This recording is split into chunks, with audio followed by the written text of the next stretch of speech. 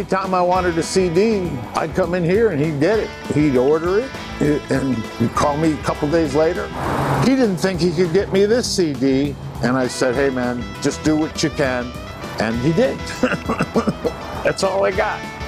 So how big a deal is it going to be that we aren't going to have Rainbow Records in Anderson? It's a big deal. You know, you can get rid of CDs you don't want. He's got used CDs, he's got new CDs.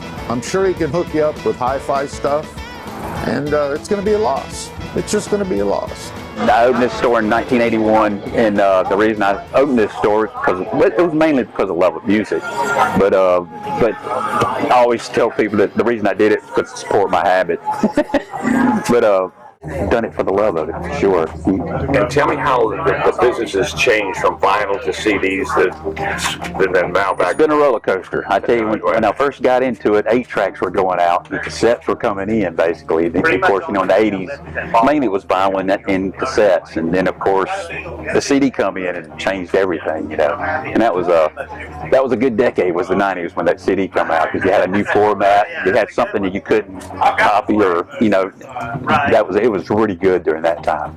And then, of course, you know, Napster come in the picture and changed everything, you know, changed the business completely. And vinyl saved the day. I should say about 10 years ago when vinyl started coming in strong, and it's really strong now, that saved the business for sure, no doubt. And what you going to do now?